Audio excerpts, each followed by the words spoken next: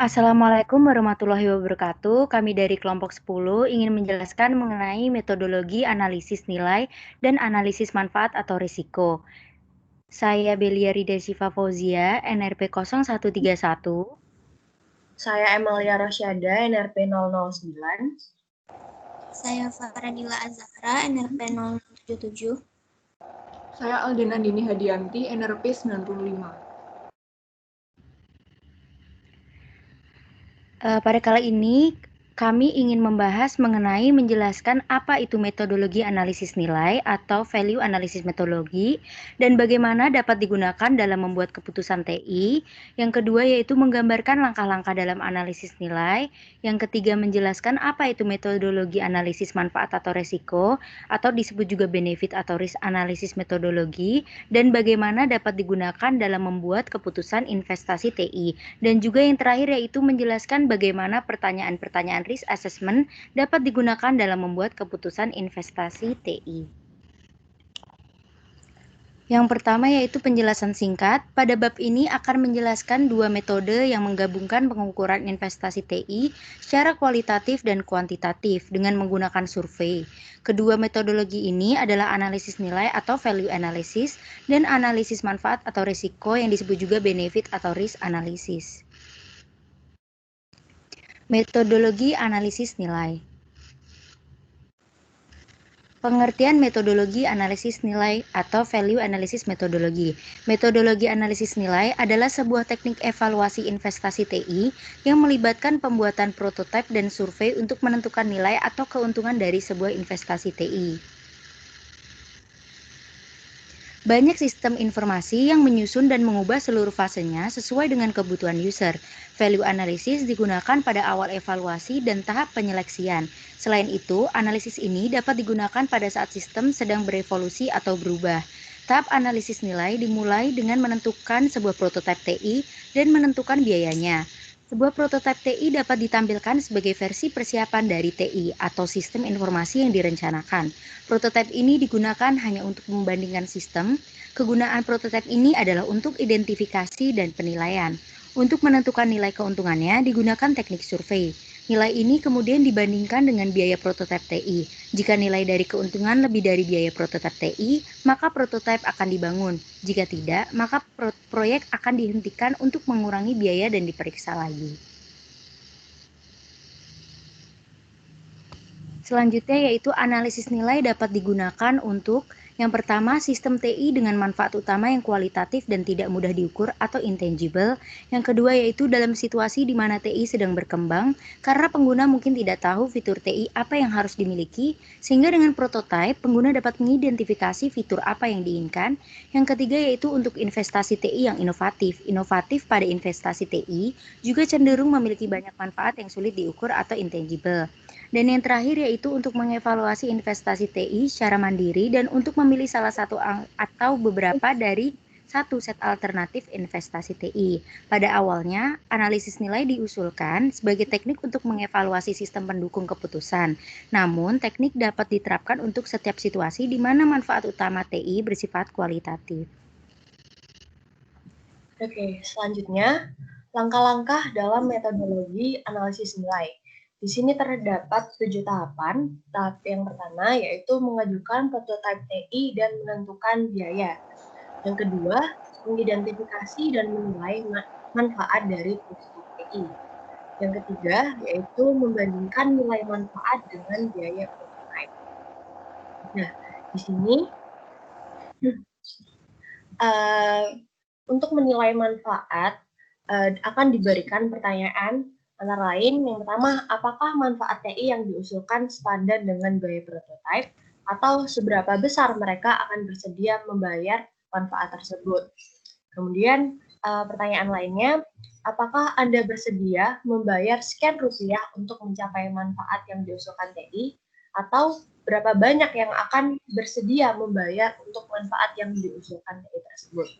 Nah, di sini jika nilai prototipe TI itu lebih besar dari biaya yang dikeluarkan, maka prototipe TI harus dirancang dan juga dibangun. Nah, tahap yang keempat yaitu mendesain dan juga membangun prototipe. Yang kelima, mengetes prototipe dan mengukur respon dari penggunaannya. Yang keenam, jika yang diperlukan belum terpenuhi kebutuhannya, maka akan diulangi dari langkah 1 sampai langkah kelima. Dan yang terakhir, prototipe telah disetujui. Oke, next. Nah, di sini adalah contoh metodologi analisis nilai. Jadi, ada sebuah organisasi yang ingin memutuskan apakah mereka akan berinvestasi dalam Decision Support System atau DSS atau tidak. Nah, di sini sesuai dengan langkah-langkah dalam metodologi analisis nilai, langkah yang pertama yaitu mengajukan prototipe dan menentukan biaya. Jadi, dari prototipe dari DSS yang akan diajukan, setelah itu dihitung dan didapatkan perkiraan biaya yaitu sebesar 10 juta rupiah untuk mendesain, membangun, dan dalam proses pengujian. Next. Nah, tahap yang kedua yaitu mengidentifikasi dan menilai manfaat dari prototipe. Di sini akan dianalisis manfaat dari DSS tersebut dan didapatkan manfaatnya antara lain yang pertama, kemampuan untuk memeriksa lebih banyak alternatif. Yang kedua, meningkatkan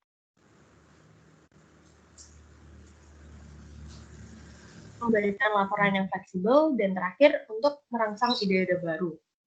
Next, di tahap ketiga, kita akan membandingkan nilai manfaat dengan biaya prototipenya. Di sini kita menggunakan metode Delphi dengan 3 kali putaran. Putaran pertama, pada 40 pengguna akan diberikan daftar manfaat. Dan kemudian mereka ditanyai berapa banyak dari mereka yang bersedia untuk menilai dari prototipe DSS tersebut. Di putaran yang kedua, para pengguna akan ditanyai kembali untuk memperkirakan nilai dari manfaat-manfaat prototipe yang diberikan pada putaran pertama. Dan pada putaran terakhir, yaitu putaran ketiga, dilakukan perkiraan nilai dari manfaat kembali dan setelah disepakati oleh semua evaluator, yang mana nilai dari manfaat DSS tersebut adalah sebesar Rp15.550.000. Dan next, di tahap keempat, yaitu desain dan membangun prototipe. Di sini karena biaya prototipenya yaitu sebesar 10 juta rupiah, yaitu lebih kecil dari nilai manfaat yang didapatkan, yaitu sebesar Rp15.550.000, maka di sini organisasi harus membangun dan juga menguji prototipenya. Dan di tahap kelima, akan dilakukan tes prototipe dan mengukur respon penggunaannya. Jadi setelah kita menerapkan dan juga menguji prototipe, seorang analis akan mengambil feedback, saran, dan juga menilai apakah kebutuhan pengguna semuanya telah terpenuhi, dan setelah itu akan diusulkan DSS baru yang telah dimodifikasi berdasarkan feedback yang didapat tersebut. Next. Nah, di tahap 6, jika yang diperlukan belum memenuhi kebutuhan dari stakeholder, maka akan diulangi dari langkah 1 sampai yang kelima. Dan terakhir, setelah lebih dari beberapa iterasi dari value analysis method dan tidak ada perbaikan lebih lanjut, maka proses akan berakhir dan menghasilkan prototipe yang telah disetujui. Next. Nah, selanjutnya saya akan menjelaskan mengenai metodologi analisis manfaat atau resiko. Next. Nah, pengertian metodologi analisis manfaat atau resiko, teknik evaluasi investasi TI dengan melakukan penilaian terhadap resiko dan manfaat dari sebuah investasi TI yang kemudian keduanya dibandingkan untuk menentukan apakah manfaatnya lebih banyak dari resikonya. Kemungkinan-kemungkinan yang terjadi apabila tidak melakukan risk atau benefit analisis. Yang pertama, gagal mencapai manfaat-manfaat yang telah diantisipasi sebelumnya. Yang kedua, biaya yang melebihi perkiraan. Yang ketiga, membutuhkan waktu yang lebih lama dalam implementasinya. Next. Untuk mengidentifikasi kemungkinan-kemungkinan manfaat dan resiko dari sebuah investasi TI, dan kemudian melakukan penilaian efeknya terhadap investasi tersebut. Identifikasi dan perhitungan manfaat biasanya dilakukan dalam studi kelayakan. Output dari studi kelayakan tersebut berbentuk informasi mengenai Yang pertama ada manfaat kualitatif dan kuantitatif, yang kedua dari segi biaya, yang ketiga mengenai target waktu penyelesaiannya, dan yang keempat mengenai SDM yang dibutuhkan. Next. Nah, di sini saya akan menjelaskan mengenai 3 dimensi dari resiko menurut McFarland and McKinney pada tahun 1983. Nah, dari 3 dimensi resiko tersebut, yang pertama mengenai project size. Dapat ditentukan dari total biaya yang digunakan oleh proyek IT, waktu implementasi yang dibutuhkan suatu investasi TI, lalu ada jumlah sumber daya manusia yang dibutuhkan untuk proyek atau jumlah dari departemen yang terlihat. Yang kedua, experience with technology. Pengalaman terhadap teknologi ini mencakup tingkat kebiasaan orang-orang dalam organisasi dengan teknologi yang ada. Yang ketiga, mengenai project structure. Investasi yang sangat terstruktur, outputnya bisa dengan mudah diidentifikasi, yang biasanya tidak akan berubah selama investasi tersebut berjalan. Dengan demikian, resikonya juga akan lebih kecil. Next. Nah, di sini mengenai dimensi resiko dalam bentuk grid. Bisa dilihat dalam tabel ini, jika strukturnya tinggi dan pengalaman teknologinya tinggi, dan memiliki ukuran proyek yang besar, maka resikonya akan rendah. Jika strukturnya tinggi dan memiliki pengalaman teknologi tinggi, serta proyeknya berukuran kecil, maka resikonya juga sangat rendah. Untuk selanjutnya juga bisa dibaca sendiri. Next. Nah, selanjutnya itu adalah pertanyaan risk assessment.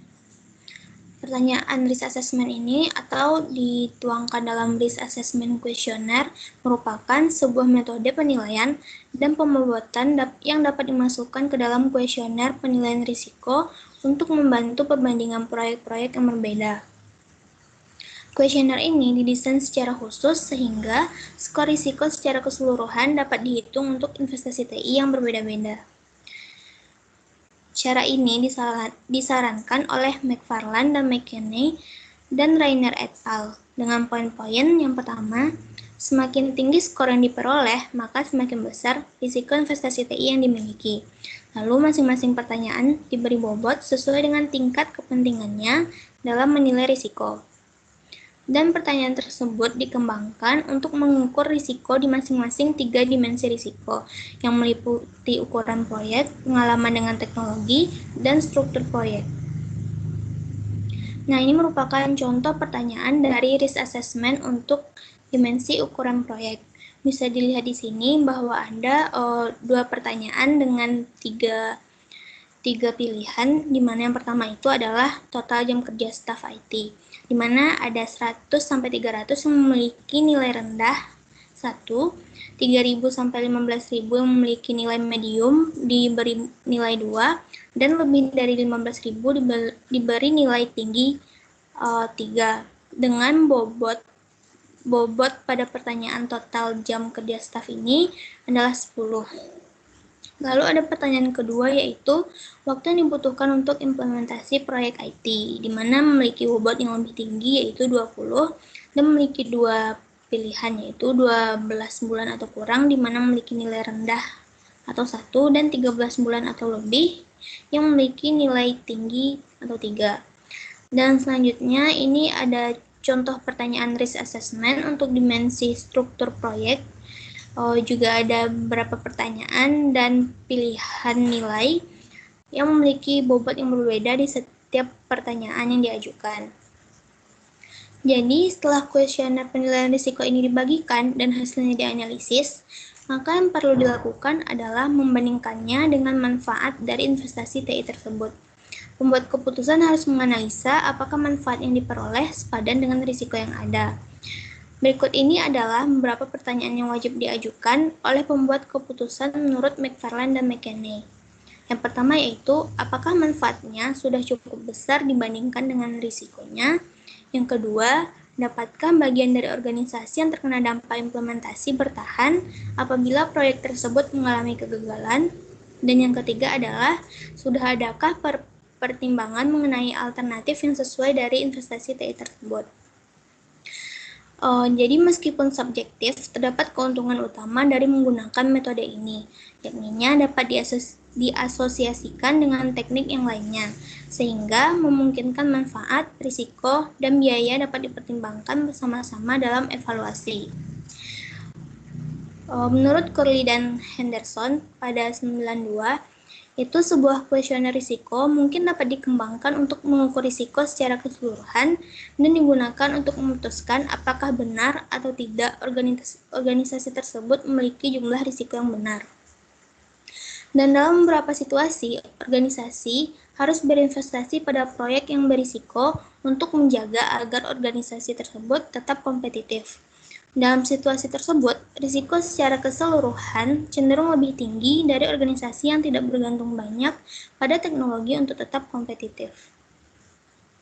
Nah, ini ada lanjutan dari contoh pertanyaan risk assessment untuk dimensi teknologi proyek yang juga memiliki beberapa pertanyaan dengan beberapa pilihan yang nantinya diberi nilai dan juga pembobotan. Lalu ada suatu istilah yaitu kerangka Curie pada tahun 2003 yang mengandung seperangkat pertanyaan yang dapat digunakan untuk mengukur risiko outsourcing tugas tertentu dari aplikasi web enable. Nah, kerangka tersebut dapat digunakan sebagai contoh sehingga suatu organisasi dapat membuat pertanyaan mereka sendiri untuk mengevaluasi penyedia layanan lainnya atau ASP atau juga vendor IT lainnya. Nah, Curie ini mengidentifikasi indikator kinerja utama dan pertanyaan risiko yang sesuai untuk 5 kategori berikut kinerja penjual. Yang pertama itu ada pengiriman dan pemberdayaan, ada integrasi, ada manajemen dan operasi, transformasi bisnis, dan klien vendor hubungan antara klien dan vendor. Lalu ini ada kuesioner risiko pengiriman dan penerapan menurut indikator performa dari Curie, yang dimana di sini ada faktor penentu kesuksesannya dan juga contoh pertanyaan risiko, di mana faktornya ini ada ketersediaan layanan, penyampaian solusi secara keseluruhan, kemampuan untuk mengakomodasi perubahan, kemampuan untuk mentransfer existing data, keamanan dan integritas data, dan juga pemulihan pasca bencana, backup, dan prosedur pemulihan yang memiliki contoh pertanyaan yang dapat dilihat di layar ini. Lalu selanjutnya ada kuesioner risiko manajemen dan operasi menurut indikator performa dari Curie yang memiliki faktor penentu kesuksesan atau KPI-nya. Ada penurunan biaya kepemilikan, menghilangkan permasalahan dalam mengelola TI, menentukan ahli TI, visibilitas IT yang lebih baik berdasarkan biaya pengadaan IT, peningkatan layanan konsumen, eksternal lebih hemat biaya daripada outsourcing tradisional, dan juga fleksibilitas yang lebih tinggi dari aplikasi perangkat lunak outsourcing, dan juga terdapat beberapa pilihan pertanyaan di sebelahnya. Lalu selanjutnya ini ada kuesioner risiko hubungan klien atau vendor menurut indikator performa Curie yang memiliki KPI yang pertama yaitu keinginan untuk mengembangkan partnership, kesuksesan outsourcing bergantung kepada service level agreements atau SLA yang baik, stabilitas keuangan vendor, dan juga hubungan dengan vendor. Selanjutnya yaitu kesimpulannya dalam bab ini telah membahas penggunaan dua metode survei, yaitu analisis nilai dan analisis manfaat atau resiko. Analisis nilai adalah suatu metodologi berdasarkan prototyping, sedangkan analisis manfaat atau resiko secara langsung berusaha menggunakan pendapat pengguna untuk menentukan dan membandingkan manfaat dan risiko dalam menggunakan TI. Kedua metode ini dapat pula memanfaatkan sisi finansial maupun tanpa penggunaan sisi finansial dalam pengambilan keputusan untuk membantu perencanaan investasi TI. Selanjutnya yaitu terdapat pertanyaan diskusi. Yang pertama, mengapa prototyping begitu penting dalam metodologi analisis nilai? Prototyping begitu penting dalam metodologi analisis nilai dikarenakan seperti yang kita tahu bahwa metodologi analisis nilai adalah sebuah teknik evaluasi investasi TI yang melibatkan pembuatan prototipe dan survei untuk menentukan nilai atau keuntungan dari sebuah investasi TI, yang dimana sebuah prototipe TI ditampilkan sebagai versi persiapan dari TI atau sistem informasi yang direncanakan agar bisa menyesuaikan menyesuaikan sistem informasi dengan kebutuhan user sehingga prototyping sangat dibutuhkan dan penting. Dengan adanya prototyping, kita dapat melakukan analisis nilai dan biayanya, karena melakukan analisis nilai dan biaya dapat dilakukan dengan menentukan prototipe terlebih dahulu. Berdasarkan hal di atas, dapat disimpulkan bahwa prototyping begitu penting dalam metodologi analisis nilai, seperti mengidentifikasi, penilaian, dan membandingkan sistem. Pertanyaan yang kedua, di mana kemungkinan metodologi analisis nilai kurang berguna dalam perencanaan? Jadi metode analisis nilai tidak dapat atau tidak perlu digunakan ketika yang dianalisis berupa kuantitatif atau tangible. Karena pada dasarnya metode analisis nilai digunakan untuk menilai suatu yang intangible dan kualitatif.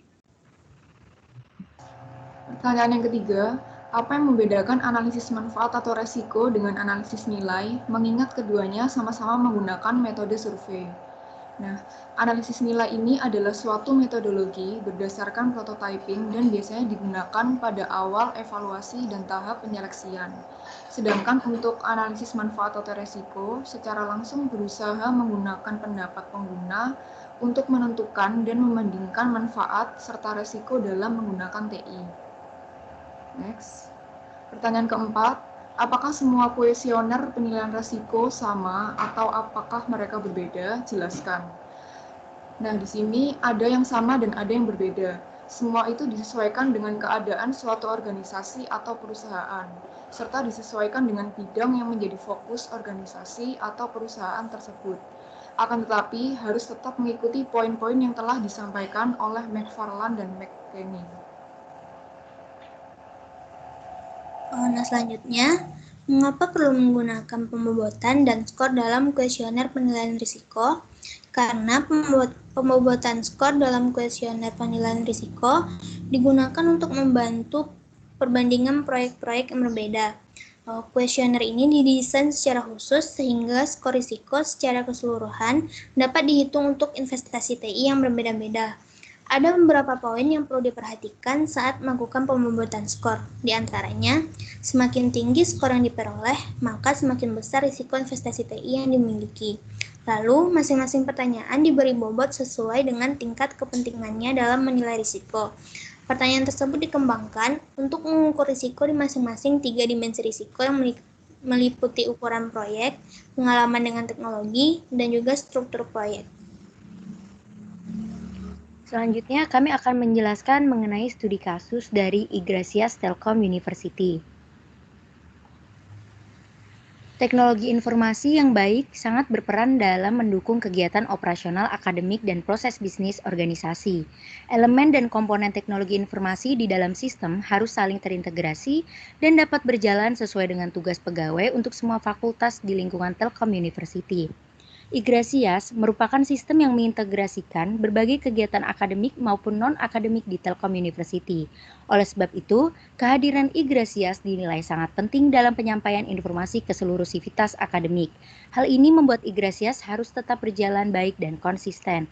Namun tidak dapat dipungkiri bahwa kemungkinan berbagai ancaman dan risiko yang muncul dalam sistem akan mengganggu bahkan melumpuhkan aktivitas di dalam sistem, sehingga sistem tidak dapat berjalan secara optimal. Berangkat dari permasalahan di atas, maka perlu dilakukan suatu analisis risiko terhadap kemungkinan ancaman dan risiko yang muncul di dalam sistem, sehingga perusahaan atau organisasi dapat melakukan pencegahan, penanganan, serta perbaikan terhadap kemungkinan-kemungkinan risiko tersebut. Untuk menentukan kelanjutan Iglesias, maka akan dilakukan analisis nilai untuk evaluasi awal serta nantinya dari prototipe yang dihasilkan pada proses analisis nilai akan dijadikan bahan pertimbangan untuk melakukan analisis risiko atau manfaat untuk melihat bagaimana analisis risiko teknologi informasi terhadap sistem Iglesias menggunakan ISO 31000 dan tingkat risiko teknologi informasi Iglesias saat ini serta seperti apa perlakuan risiko yang diberikan. Berdasarkan hasil analisis tersebut, didapatkan gambaran mengenai kemungkinan ancaman dan risiko yang muncul. Selain itu, juga didapatkan nilai risiko yang diperoleh dari proses pengukuran tingkat risiko untuk tiap-tiap risiko yang telah diidentifikasi dan dianalisis sebelumnya. Analisis nilai TI. Untuk melakukan analisis nilai dari investasi TI, IT, yang dimiliki Universitas Telkom yaitu IGRASIAS atau Integrated Academic Information System, diperlukan sebuah prototipe dari sistem portal yang akan diterapkan. Prototipe yang akan dibangun masuk pada investasi bidang research dan development. Setelah dihitung didapatkan perkiraan biaya sebesar 44 juta rupiah. Biaya ini didapatkan dari perkiraan di bidang IT Universitas Telkom. Terdapat kolom yang dapat kita lihat yang dimana terdapat komponen, deskripsi, dan juga biaya dari setiap deskripsi tersebut. Komponen tersebut terdapat research, desain, dan juga programming. Pada komponen research terdapat biaya riset awal yang sebesar 7 juta rupiah dan juga pengumpulan data maupun informasi yang diperlukan dalam pembuatan program sebesar 5 juta rupiah. Dan juga pada komponen desain, perencanaan secara global mengenai apa yang akan dibuat berdasarkan kebutuhan sistem, pembuatan interface sistem yang akan dibangun dengan memperhatikan kenyamanan dan kemudahan pengguna, guna mengakomodir keperluan pengolahan dan penyajian informasi penilaian, meliputi form siswa, guru, mata pelajaran, kelas, kompetensi, penilaian, perilaku, serta pengguna. Senilai biaya yang dibutuhkan yaitu 10 juta rupiah dan juga rancangan tampilan program portal sebesar 8 juta rupiah dan juga komponen yang terakhir yaitu programming yang berarti biaya untuk membuat program yang telah disepakati diantaranya membuat kode program sesuai dengan kebutuhan sistem tersebut yang dimana dilakukan pengkodingan sistem informasi nilai berdasarkan kebutuhan dan perancangan yang sudah ditentukan sebelumnya senilai 14 juta rupiah dengan total yaitu 44 juta rupiah. Berdasarkan hal di atas, dianalisis manfaat-manfaat dari IGRASIAS yaitu sebagai berikut. Yang pertama yaitu memudahkan proses pengelolaan data akademik dan non-akademik seperti nilai mahasiswa, mata kuliah, data staf pengajar atau dosen, serta administrasi, fakultas atau jurusan. Yang kedua yaitu integrasi data, seperti menghindari terjadinya duplikasi data yang dimana dalam perguruan tinggi terdapat beberapa aplikasi dan sistem, maka integrasi data ini sangat bermanfaat. Yang ketiga yaitu sebagai pusat informasi yang dimana akan memberikan kemudahan bagi mahasiswa dan dosen dalam mengakses informasi dimanapun dan kapanpun seperti nilai mata kuliah, IP, IPK, jadwal kuliah, data mahasiswa maupun juga dosen. Yang keempat yaitu memberikan laporan perkembangan mahasiswa dalam proses belajar mengajar dikarenakan dengan adanya sistem informasi akademik, kampus maka akan lebih mudah memantau perkembangan mahasiswa seperti nilai pembelajaran yang tersedia dalam sistem informasi akademik. Yang kelima yaitu kampus lebih up to date, yang dimana sistem informasi menyajikan informasi yang dibutuhkan pihak universitas mengenai data akademik mahasiswa secara up to date. Yang keenam yaitu meningkatkan citra kampus seperti peduli, transparan, dan maju selangkah di bidang teknologi. Yang ketujuh yaitu laporan yang komprehensif, di mana mendapatkan laporan yang komprehensif mengenai prestasi akademik mahasiswa seperti pembayaran SPP dan lain-lain yang disajikan dalam bentuk online melalui media web. Dan yang ke-8 yaitu sebagai panduan dalam menyusun kebijakan kampus. Berikutnya adalah membandingkan nilai manfaat dengan biaya prototipe dengan menggunakan teknik pendekatan iteratif yaitu metode Delphi di mana akan dipilih beberapa eksekutif Telkom University dan orang-orang yang memiliki pemahaman di bidang tersebut. Lalu secara terpisah mereka akan diberi survei mengenai jika dibuat prototipe dengan manfaat seperti di atas. Maka beberapa nilai setiap manfaat dalam rupiah menurut Anda akan dijelaskan oleh Emalia. Oke. Jadi dengan menggunakan metode Delphi akan dilakukan evaluasi kepada evaluator dengan hasil survei sebagai berikut. Jadi ini adalah contoh hasil kuesioner dari evaluator A pada sesi pertama, di mana akan diberikan daftar manfaat dari IGRASIAS dan evaluator dan evaluator akan memberikan perkiraan nilai dalam rupiah untuk setiap manfaatnya. Dan di sini total nilai yang diberikan oleh evaluator A adalah sebesar 58 juta rupiah. Next. Nah, di sini nilai yang diberikan oleh setiap evaluator itu berbeda-beda.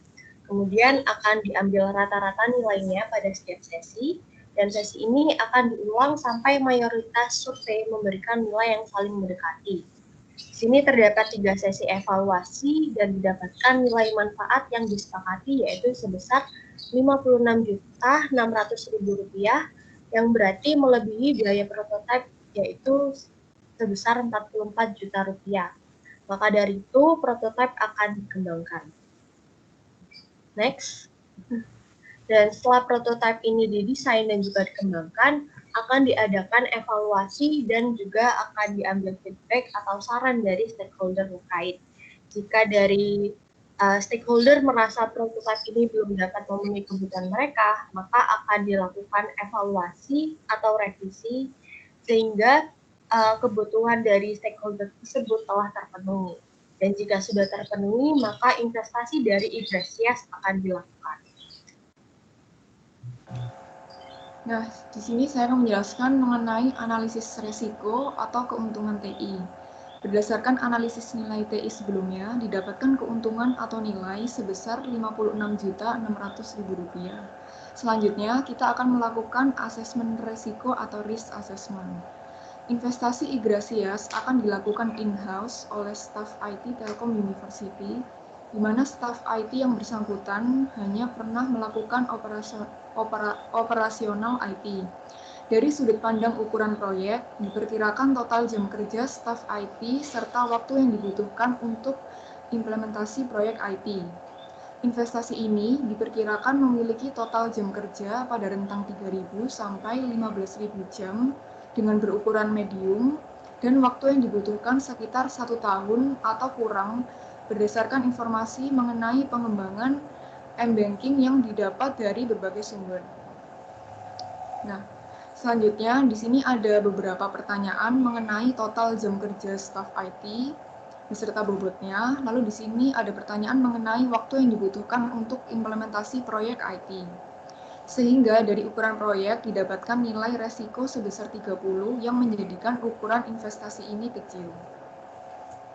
Next.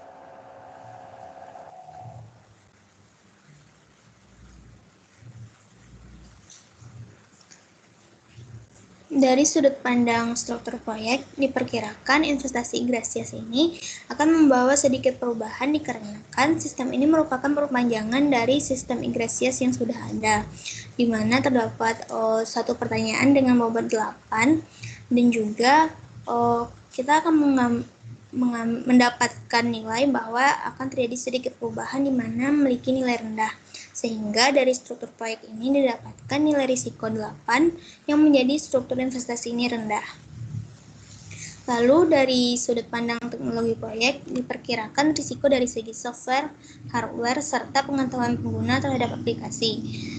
Dan dikarenakan investasi ini tidak memerlukan tambahan hardware, database dan komunikasi data baru untuk pengembangan, pengetahuan user terbatas, dan juga pengetahuan staf IT berpengalaman dalam hal pengembangan, dan disesuaikan dengan pertanyaan dan bobot yang ada, maka didapatkan dari teknologi proyek ini nilai risikonya yaitu 90 yang menjadikan pengalaman dengan teknologi investasi ini tinggi. Sehingga posisi investasi Igresias pada Telkom Universitas ini adalah pada risiko lebih rendah, di mana yang dapat kita lihat dari tabel di sini, yaitu pengalaman dengan teknologi tinggi dan juga struktur rendah, dan juga ukuran proyek ini kecil, sehingga memberikan risiko lebih rendah. Sekian presentasi dari kelompok kami atau kelompok 10. Assalamualaikum warahmatullahi wabarakatuh.